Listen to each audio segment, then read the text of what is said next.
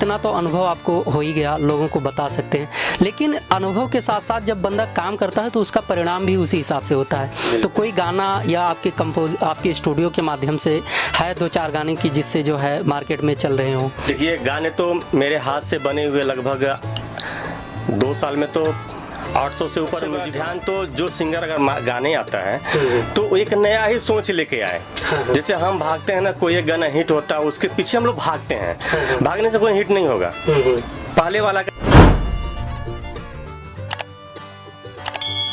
दोस्तों नमस्कार, स्वागत है आपके अपने चैनल भोजपुरी सिनेमा टीवी पर। जैसे कि आप लोगों को पता ही होगा कि audio recording, video shooting, editing, releasing से रिलेटेड ढेर सारा जानकारी इस चैनल के माध्यम से आप लोगों के बीच में लेकर आते रहे हैं। तो आज हम बैठे हैं माँ शारदा रिकॉर्डिंग स्टूडियो में और यहाँ के म्यूजिक कंपोजर संजय यादव जी से ढेर सारा बातचीत करेंगे भोजपुरी लोकगीतों से रिलेटेड। यानी कि भोजपुरी लोकगीतों में सबसे अहम भूमिका जो होता है रिकॉर्डिंग स्टूडियो का होता है, और जैसे राइटर का होता है, और सिंगर को मेहनत करना होता है। तो इन्हीं सब विषयों को ध्यान में रखते हुए हम जो है आज बहुत कुछ ऐसे मैटरों को आप लोगों के समक्ष लेकर आएंगे जिससे आप कुछ सीख पाएँ, कुछ हासिल कर पाएँ, कुछ जानकारियाँ आपको मिलें। तो आइए हम आपका परिचय कराते हैं, आपको मिलवाते हैं संजय यादव जी से। तो आइए मिलवाते हैं जी। नमस्कार। सबसे पहले तो भोजपुरी सिनेमा टीवी जी, जो भी हमारे श्रोता भाई भोजपुरी कलाकार यूपी बिहार के जो भी देखने वाले हैं जी, सबसे मैं यही कहूँगा कि चैनल को सब्सक्राइब करें जी, और पर डे जो नया अपडेट न्यूज होता है उसको लोग देखें और दुलार प्यार दें। जी। तो संजय यादव जी, हम आपका परिचय चाहेंगे, आप कहाँ से बिलोंग करते हैं? जी, मैं यूपी से हूँ। अच्छा अच्छा, गोरखपुर जिले से मैं हूँ। अच्छा।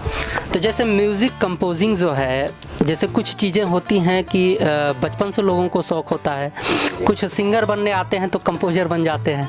तो आपका ये जो सफ़र रहा है, कहाँ से और कैसे शुरुआत हुआ? आपने सही बोला, मैं पहले सिंगर ही बनने आया था यहाँ पे। मैं सिंगर बनने आया लेकिन आर्थिक स्थिति सही नहीं थी, तो सिंगर बनने की कोशिश किया, लेकिन आर्थिक स्थिति न सही होने की वजह से मैंने कुछ दिन काम छोड़ के मैंने सोचा कि कुछ करते हैं, जब इसी लाइन में जीना है तो कुछ करते हैं। फिर मैंने इसमें संघर्ष चालू किया, म्यूजिक कंपोजिंग में रिकॉर्डिस्ट बनने का एक उत्साह हो गया मेरे अंदर। मैंने शुरू किया और करते करते करते करते आज इस मुकाम पे हैं आप लोग के आशीर्वाद से कि आज मैं म्यूजिक कंपोज भी करता हूँ। मतलब रिकॉर्डिंग से रिलेटेड जितना भी है A to Z सारा काम करता हूँ मैं। मेरे वहाँ कोई कीबोर्डिस्ट नहीं आता, मैं खुद ही बजाता हूँ। अच्छा। कीबोर्ड भी प्ले करता हूँ और रिदम उदम सब काम मैं करता हूँ। A to Z all work, A to Z, हाँ, सब करता हूँ। तो कितने दिन से लगभग काम कर रहे होंगे लमसम? इस लाइन में तो हमको हो गया लगभग 10 साल हो गया। अच्छा। लेकिन ये काम तो 2-2.5 साल हो गए मेरे को। अच्छा अच्छा। लेकिन ये काम सीखने में मुझे 2.5 साल लगा। अच्छा। तो जैसे हमारे चैनल पे जो भोजपुरी सिनेमा टीवी है, इस पे ज़्यादातर जो अपने ऑडियंस हैं, देखने वाले दोस्त हैं, ये भोजपुरी लोकगीतों में जो क्रिएटिंग सेक्टर है, यानी कोई सीख रहा है, कोई सिंगर है, कोई राइटर है, कोई डांसर है, मतलब जिनको ज़रूरत होता है शुरुआती दौर में, तो ज़्यादातर यही देखते हैं। तो आपके पास लगभग मान के चलिए कि मार्केट में 10 साल का तजुर्बा है, मान लिया इसमें कंपोजिंग में 2-2.5 साल हुआ, लेकिन परमानेंटली मार्केट में बने रहने से एक लंबा तजुर्बा हो जाता है। तो जैसे अपने नए पुराने भोजपुरी सिंगर हैं, तो वो कैसे शुरुआत करें मार्केट में और किन किन चीज़ों का विशेष ध्यान रखें, किन बातों का? जी देखिए, सबसे बड़ा ध्यान तो जो सिंगर अगर गाने आता है तो एक नया ही सोच लेके आए। जैसे हम भागते हैं ना, कोई एक गाना हिट होता है उसके पीछे हम लोग भागते हैं, भागने से कोई हिट नहीं होगा। पहले वाला का इनाम होता है। हम जब भी आए ना, एक गाने के मतलब गाने के रिलेटेड जो भी बात लेके हम आते हैं, चाहे हम कॉमेडी बनाते हैं, चाहे समय तो संगीत का ही बात करूंगा, तो हम एक नया मैटर ही जब लेके आएंगे ना और उस पर सही तरीके से अगर दिल से काम करेंगे ना, तो सफलता मिलनी है। जैसे मैंने पाया जी जी, सबके साथ ऐसे ही है जी।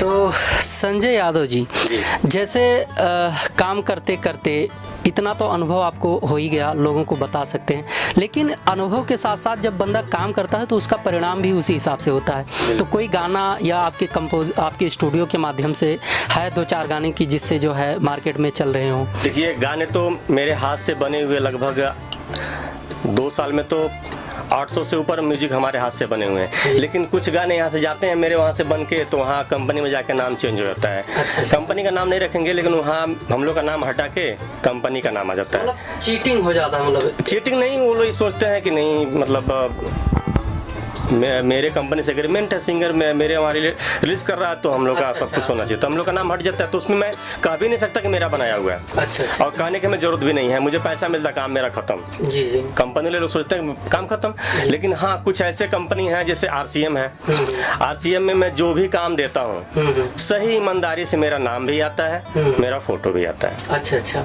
ठीक है। वेब भी है, उसमें भी काफी गानों में मेरा नाम भी आया हुआ है। TFUF है, कुछ गानों में आता है, कुछ में नहीं भी आया होगा, मैं देखने थोड़ी जाता हूँ।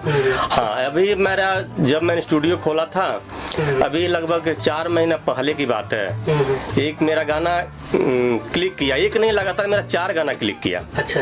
और 4 गाना 50 लाख से, कोई 50 लाख है, कोई 45 लाख है, इतना व्यू एक सिंगर का, फीमेल सिंगर है जिनका आता है, मैं आपको दिखाना भी चाहूंगा। उनका नाम है प्रीति प्रकाश। अच्छा। जो लगभग सारे कंपनी से वो गाती हैं, तो मेरे वहाँ से भी जो म्यूजिक बनता है, तो और भी बनवाती होंगी इधर उधर, नहीं पता है, लेकिन मेरे वहाँ जो बनता है, अभी मैंने 4 नहीं, मैंने बनाया तो बहुत है उनका, लेकिन 4 जो लगातार मैंने बनाया, 4 हिट किया। अच्छा। मैं सुनाता हूँ आपको। ये 1 महीना में ये हुआ था 40 लाख। अच्छा।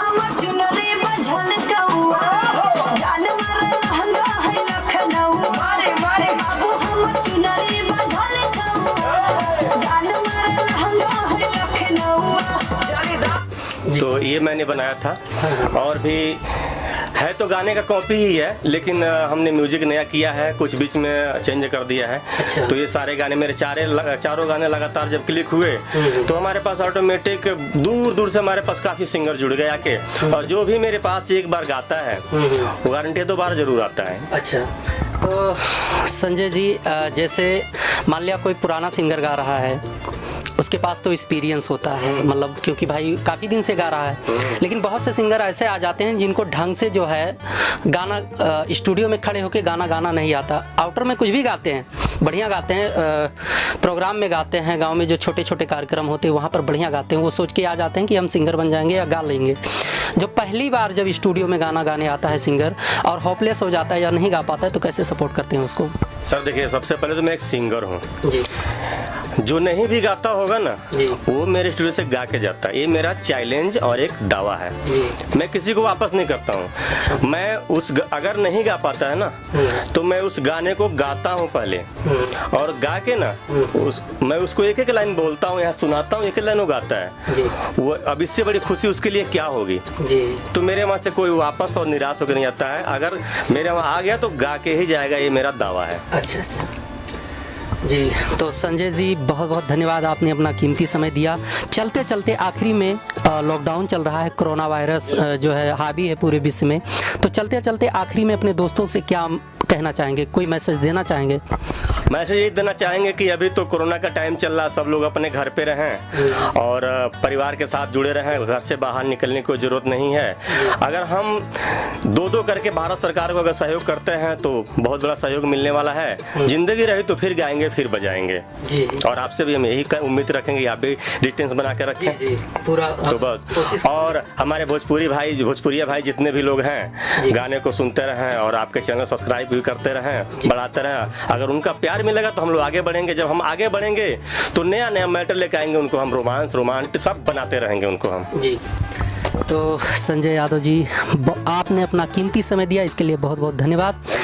और दोस्तों, आप ऐसे ही बने रहें भोजपुरी सिनेमा टीवी पर। हम आप लोगों के बीच में लेकर आते रहेंगे एक नया अपडेट, एक नई जानकारी, एक नए वीडियो में।